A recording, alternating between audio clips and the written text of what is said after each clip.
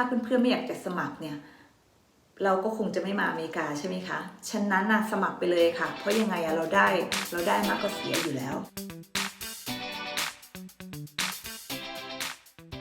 ตอนนี้อยู่ในช่วงฟินกับงานลาด EP 1ค่ะ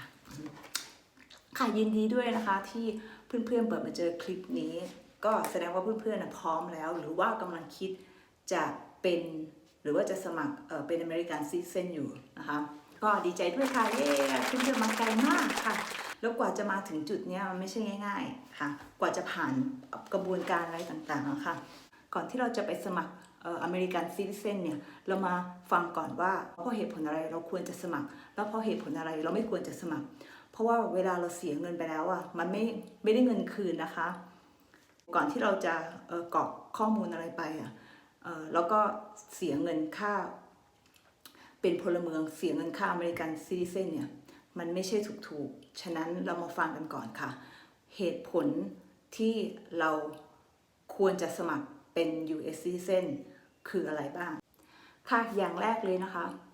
เราอยู่ที่อเมริกาได้อย่างถูกต้องตามกฎหมาย Green Card Holder 2 ปีหรือ Green Card 10 ปี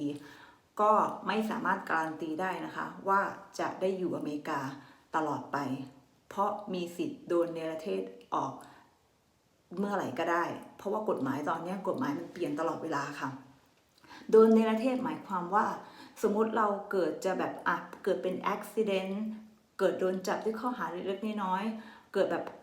เมาแล้วขับอะไรอย่างเงี้ยค่ะโดนปรับโดนอะไรด้วยข้อหาเล็กๆน้อยๆอะไรอย่างเงี้ยค่ะพวกนี้เราไม่สามารถรู้ล่วงหน้าได้ฉะนั้นเขาเนรเทศออกได้ค่ะโอเคนะคะข้อ2นะคะถ้าเราเป็น US Citizen แล้วใช่ไหมคะเราสามารถพาพ่อแม่มาอยู่ด้วยได้ถูกต้องตามกฎหมายแล้วเวลาเราสมัครใช่ไหมคะมันจะทำให้ระยะเวลามันย่นมันสั้นลงจะได้ไม่ต้องรอนานกว่าจะทำพวกเอกสารอะไรเสร็จอะค่ะ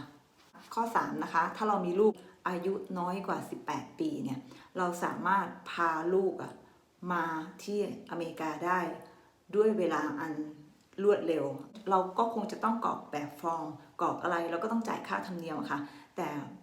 กรณีนี้หมายถึงเราสามารถพาเขามาได้แล้ว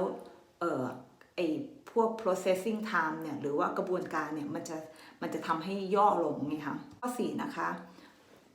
พลเมืองอเมริกันทุกคนสามารถโหวตได้ความคิดเห็นของคุณมันนับได้อะไรเงี้ยค่ะก็คือเราคิดเห็นยังไงคือเรามีปากมีเสียงได้เพราะว่าเราเป็นพลเมืองของเขาอะไรเงี้ยเรามีสิทธิ์โหวตค่ะข้อ5นะคะเราสามารถไปประเทศนู้นประเทศนี้โดยไม่ต้องขอวีซ่าค่ะแล้วก็แบบว่าไม่ต้องยุ่งยากมากมายแล้วก็ง่ายแล้วก็เร็วมากเข้าแล้วก็ออกอะไรเงี้ยค่ะแต่ถ้าเราถือกรีนการ์ดใช่ไหมคะแล้วเราสมมติเราอยากจะกลับไปเมืองไทยสมมตินะคะพ่อแม่ไม่สบายอะไรเงี้ยจะต้องกลับไปสักปีหนึ่ง6 เดือนปีหนึ่งอะไรอย่างเงี้ยค่ะแล้วกลับมาใหม่ยากละทีเนี้ยบางทีเข้าไม่ได้ด้วยแล้วมันก็จะถามว่าไปทำไมอันนู้นอันนี้ทีนี้เราก็ต้องมาเริ่มใหม่หมดเลยนะคะไม่ใช่ว่าถือกรีนการ์ด10 ปีแล้วจะไปเมืองไทยปีหนึ่ง2 ปีก็ได้แล้วจะเข้ามาก็ได้ไม่ได้นะคะใช่เพราะมันมีระยะเวลาของมันค่ะมันมีระยะเวลาว่าไปอยู่ได้นานขนาดไหนแล้วก็ต้องเข้ามา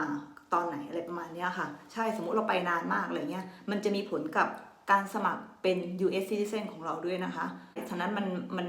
เนี่ยค่ะการมี US Passport มันดีมากๆก็คือเราจะไปปีหนึ่ง2-3 ปีก็ได้เรากลับมาเราก็ไม่ต้องมาเริ่มใหม่เราก็ไม่ต้องมาเริ่มนับ1ใหม่แต่ถ้าถือกรีนการ์ดนะคะถ้าสมมติเรากลับไปนานเกินเราต้องมันสมมติมันไม่ให้เข้าเขาไม่ให้เข้าอเมริกาอะไรเงี้ยเอา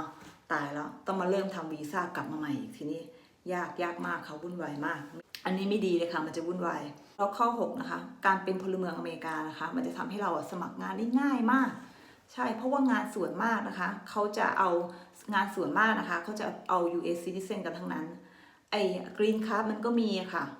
มันก็มีไม่ได้บอกว่ามันไม่มีนะคะมันมีอยู่แล้วแต่สมมติเราอยากจะทำงานที่มันเป็นแบบว่าoffice job เป็น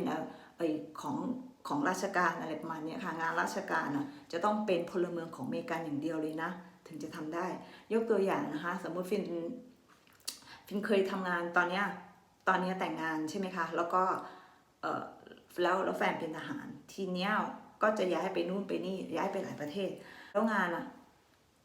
มันสมัครยากอยู่แล้วงานมันมีลิมิตงานที่จะ ที่เราจะสมัครมันมีลิมิตใช่มันก็ได้แต่ทำงานที่ BX ใช่ไหมคะแล้วก็ทำงานตามค่ายที่เขามีเพราะว่าถ้าเราไปเมืองนอกนะคะมันจะได้ทำงานก็แค่สมมติ BX นะคะ BX ถ้าเราไม่ได้เป็น US citizen เนี่ยเราก็ทำงานที่ BX ได้แต่ถ้าสมมุติเราอยากจะทำที่โรงเรียนอะไรอย่างเงี้ยค่ะงานอะไรที่มันเกี่ยวกับ federal government อะไรประมาณนี้ค่ะเราทำไม่ได้มันจะต้องเป็น US citizen เท่านั้นแล้วงานของ US citizen บางอันนะคะเขาจ่ายมากกว่าคนถือกรีนการ์ดธรรมดาด้วยค่ะฉะนั้นดีกว่ามากมายค่ะข้อ7นะคะคนพลเมืองของอเมริกันเท่านั้นที่จะสามารถเป็นคณะลูกขุนได้ค่ะเพราะว่าเขาจะถ้าสมมติเขาอยากจะให้เราไปตัดสินคดีนะคะเขาก็จะส่งจดหมายมาอะไรอย่างเงี้ยค่ะถ้าเราเป็นกรีนการ์ดอะไรเงี้ยเราเป็นคนถือกรีนการ์ดเขาก็จะไม่มาวุ่นวายกับเรานะคะข้อ8นะคะแค่พลเมืองของอเมริกาทำงานที่รัฐสภาได้อย่างเดียวคนถือกรีนการ์ดทำไม่ได้นะคะสมมติวันใดวันหนึ่งเราอยากจะทำงานแบบว่าเป็นหน้าเป็นตาของสังคมและวงตระกูลอะไรประมาณนี้ค่ะอยากจะไปสมัครเป็นสสอะไรพวกนี้ค่ะไม่ได้นะคะซื้อกรีนการ์ดอย่างเดียวไม่ได้จะต้องเป็นพลเมืองของเขาด้วยเคลียร์นะคะข้อ9นะคะพวกสวัสดิการและเบเนฟิตบางอย่างนะคะถ้าเราไม่ใช่เป็นพลเมืองของเขานะคะเราก็ไม่ได้อย่างเช่นสมมติเราตกงานอะไรอย่างเงี้ยค่ะต้องการฟู้ดสแตมป์อะไรอย่างเงี้ยค่ะหรือไม่ก็ต้องการแบบให้เขาหาบ้านหาอะไรให้อะไรอย่างเงี้ยค่ะพวกเฮลท์แคร์อะไรต่างๆอะไรอย่างเงี้ยค่ะเราก็ไม่ได้นะคะข้อ10นะคะสมมติเราอยากจะเรียนต่ออะไรประมาณนี้ค่ะบางอย่างนะคะสมมติscholarship อะไรพวกนี้แล้วพวกfinancial พวกแบบว่าขอทุนเรียนอะไรพวกนี้ค่ะเงินฟรีที่จะเรียนอะไรอย่างเงี้ยค่ะส่วนมากเขาก็จะให้กับพลเมืองของอเมริกาเท่านั้นนะคะเหตุผลที่เราควรจะเป็นอเมริกันซิติเซนแต่ที่พูดมาทั้งหมดนะคะก็อย่างที่รู้ว่าสเตทแต่ละสเตทเนี่ยเขาจะมีกฎหมายไม่เหมือนกันนะคะก็เราก็ต้องไปเช็คตามนั้นด้วยไม่ใช่ว่าที่พูดมามันจะเป็นครอบคลุมทุกสเตทไม่ใช่นะคะใช่เพราะว่าแต่ละสเตทเขาก็จะมีกฎหมายของเขาครอบคลุมอยู่อะไรนะคะโอเคค่ะอันนี้นะคะเหตุผลที่เราควรจะเป็นอเมริกันซิติเซนอันนี้ข้อเสียนะคะอันนี้ก็คือข้อเสียของมันนะคะก็ถ้าเกิดว่าเราเป็นอเมริกันซิติเซนนะคะเราอาจจะแบบว่าบางประเทศนะคะไม่ให้ถือ2สัญชาติเราก็ต้องเลือกเอาสัญชาติใดสัญชาติหนึ่งค่ะอันนี้ก็คือข้อเสียนะคะอย่างที่1ก็อย่างที่2นะคะก็ใช่เราก็สามารถทำงานได้แล้วก็เราก็สามารถที่ยังคงอยู่อเมริกาได้แต่อย่างที่บอกนะคะว่าเขาสามารถเนรเทศเราได้อะไรอย่างเงี้ยค่ะกฎหมายมันเปลี่ยนได้ตลอดเวลาอะไรอย่างเงี้ยค่ะเราไม่รู้ว่าข้างหน้าต่อไปอนาคตจะเป็นยังไงนะคะแล้วก็อย่างที่3นะคะเราไม่ต้องไปเป็นคณะลูกขุนสบายมากอะไรอย่างเงี้ยค่ะถ้าเกิดใครไม่อยากจะยุ่งวุ่นวายอะไรอย่างเงี้ยเพราะว่าคณะลูกขุนเนี่ยนะคะเขาจะมีจดหมายให้แค่อเมริกันซิติเซนเท่านั้นคือถ้าเราถือกรีนการ์ดเนี่ยเราก็ไม่ต้องเป็นข้อ4นะคะภาษีค่ะสมมุติเรามีธุรกิจที่เมืองไทยอะไรเงี้ยค่ะเราก็ไม่ต้องเสียภาษีให้ที่อเมริกาใช่อันนี้ในกรณีที่ไม่ได้เป็น US citizen นะคะแต่ถ้าสมมุติเราเป็นเราก็ต้องเสียค่ะมันก็กฎก็คือกฎอะค่ะ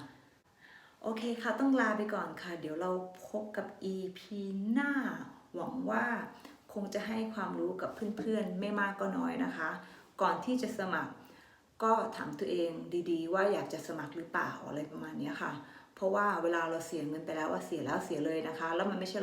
100-200มันก็เป็นพันอยู่ค่ะแล้วมันทั้งเสียเงินเสียเวลาด้วยก็แต่ฟินคิดว่าถ้าเพื่อนๆไม่อยากจะสมัครเนี่ย